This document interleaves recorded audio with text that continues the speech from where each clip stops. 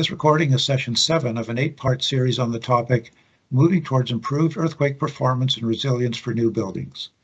My name is John Sherstobitoff. I'm a structural engineer focusing on earthquake engineering for buildings. This series of recordings is part of the MBAR initiative by BC Housing. MBAR includes and promotes a consideration of resilience for new buildings for natural disasters such as earthquakes. The list of 8 sessions is noted on this slide for your future reference. Today's session is on seismic upgrading of existing buildings. So here's some key considerations, for your building with regards to for seismic upgrading. There's a focus on pre-1990 buildings, which are much more deficient in their capacity relative to current code requirements. Unreinforced masonry, stone, brick, unreinforced concrete block, as the photo in the upper right shows, are very vulnerable during strong shaking to damage or partial or total collapse.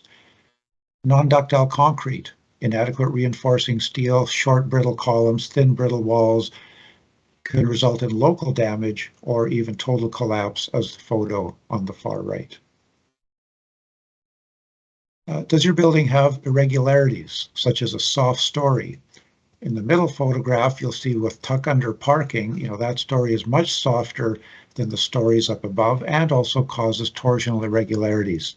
The photo on the right, buildings like this collapsed in both the Northridge and Loma Prieta earthquakes on that soft floor.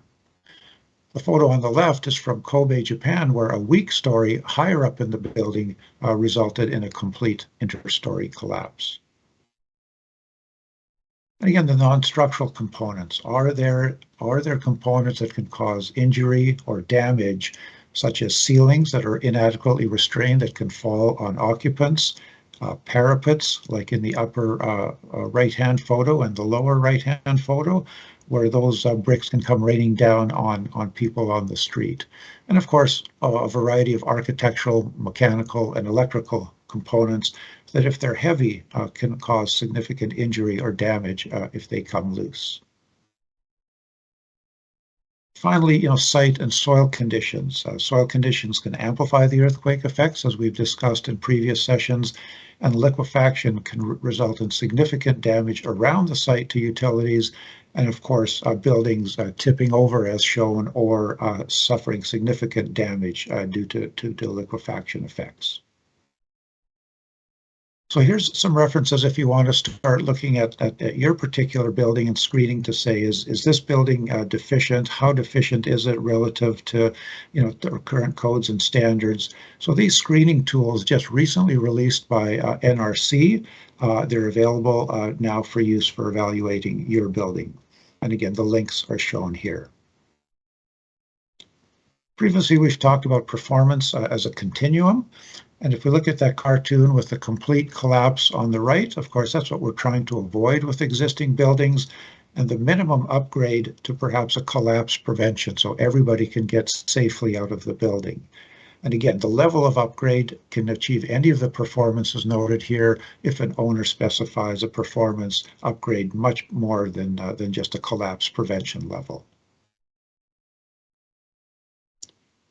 So currently, there's no existing buildings code in BC or Canada that mandate an upgrade for an existing building. Again, as we all know, that upgrading existing building is very expensive compared to a new building. And again, to date, for privately owned buildings, upgrades have been done on a voluntary basis. In cities like Vancouver, where the building bylaw has triggers, if a certain amount of modifications are done, then there's a requirement to upgrade to a certain percent of the current code level. And again, a good reference is Commentary L in the National Building Code 2015 and the current 2020 edition that suggests 4 different levels of upgrading based on the extent of modifications. So here's just, if we focus on the graph in the middle on the right-hand side, Site Class C, the lowest level recommended for a voluntary upgrade is level 1 to about 34% of the current code level. If there's some minor or significant renovations or minor addition done, then it recommends upgrading to somewhere between 50 and 70% of the current code level. And if there's significant additions done, it recommends upgrading to the full code level as for a new building design. Another great set of guidelines is the BC Ministry of Education Seismic Retrofit Guidelines, and they've been used for upgrades since 2005 in BC. They're now usable and endorsed for any building up to 4 stories in height, and the target performance is collapse prevention and life safety, but a shelter-in-place performance is also achievable. Again, and then a new version, SRG 2020, will be released soon. The current version is SRG 3. Another excellent standard for assessment and upgrade of existing buildings is the U.S. standard ASCE 41-17 here. And again, that can be easily referenced online. So some key considerations when structural engineers look at seismic upgrading. The goal is to strengthen or stiffen the lateral load resisting structural system to reduce the drift, to ultimately ensure the vertical load carrying system continues to carry the vertical load, to avoid those pancaking of a floor or part of a floor. Or it can even be stiffened or strengthened to meet enhanced performance anywhere along that spectrum shown earlier.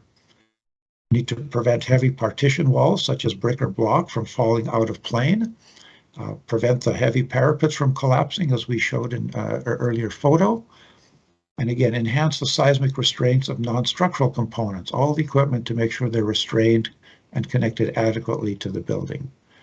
And if there's liquefaction effects which cause both lateral and vertical soil deformations and differential deformations between footings, those can be strengthened to accommodate those effects. So the focus really is on a seismic upgrade scheme that will enable all occupants and tenants to remain in the building for the duration of the upgrade. The cost to decant occupants to another building and bring them back in can be equal to or more than the cost of the upgrade itself. Typically, an all-external scheme can be very cost-effective, combination of external and internal.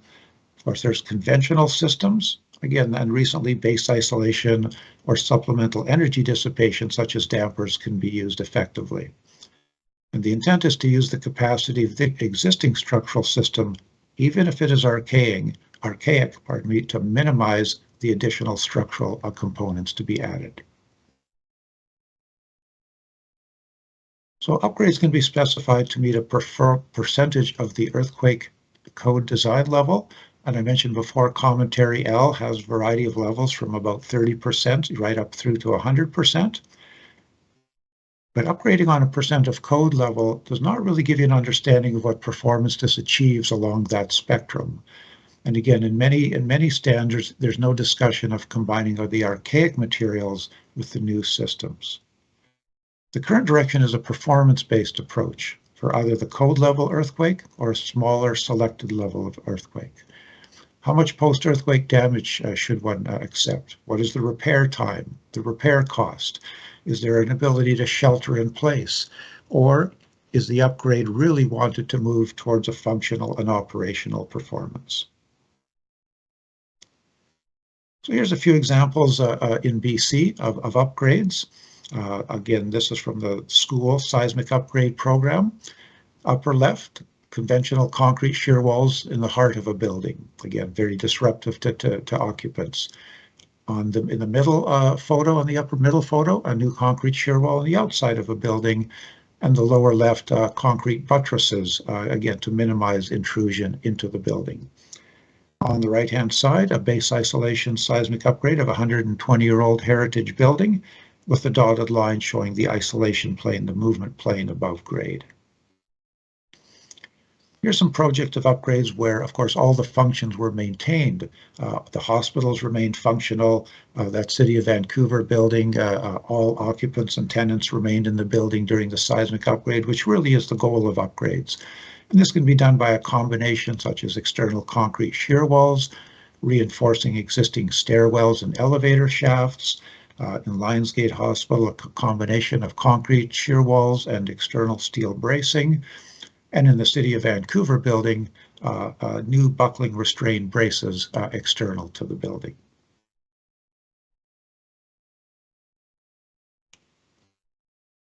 Here's some examples of BC housing buildings, 3 residential towers. And again, these were all upgraded, and all the tenants were able to remain in the building throughout the extent of the seismic upgrading. Again, a combination of external structural elements, as seen on the Nicholson Tower on the left, and and then on the other 2 towers, some internal upgrades at cores, elevator cores, stairwells, and the like. Just want to touch on the use of fiber reinforced polymers, which are very effective in seismic upgrades: carbon fiber, glass fiber, and epoxy resin. Again, these can be wrapping columns, such as the photo on the right, to take a brittle column to now a more ductile column that won't collapse during an earthquake. You can see on the left, installing carbon fiber around beams to increase their shear capacity to enhance their performance during an earthquake.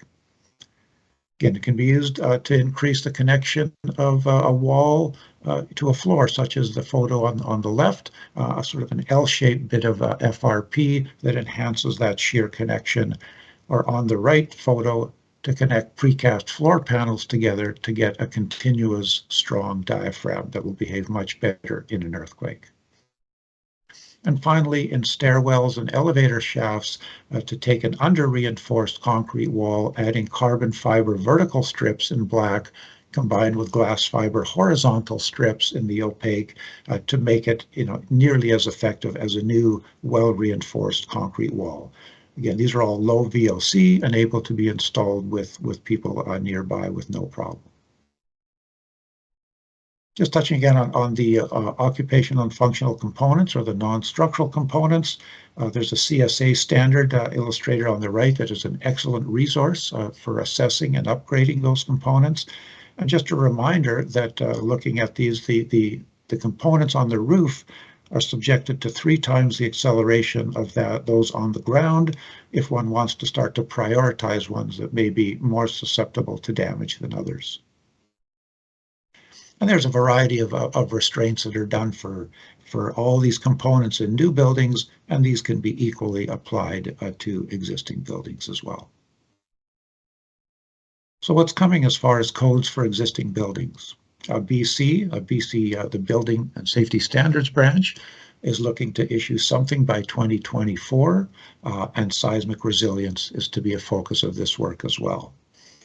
Nationally, there's a joint task group assessing options regarding a national code for existing buildings to include upgrading for earthquake effects, perhaps for implementation as early as 2025. So in summary, currently no mandatory code requirements. Some triggers, such as in the Vancouver Building Bylaw, based on the extent of modifications. Commentary L in NBC has some very good upgrade target levels. And there's many excellent guidelines and standards available for both assessment and upgrade, as was discussed previously. In BC, seismic upgrading is a very mature industry. Extensive experience, a variety of upgrade options, from conventional to base isolation, adding dampers, dealing with liquefaction effects, restraining OFCs and non-structural components to make the existing buildings safer. So that concludes this session. And the next session will be on earthquake instrumentation for buildings. If you would like more information on this topic, please contact me at the email address noted below. For more information on MBAR, there's an email and webpage address noted. Thank you for attending this session, and I hope you join me again for more sessions in this series.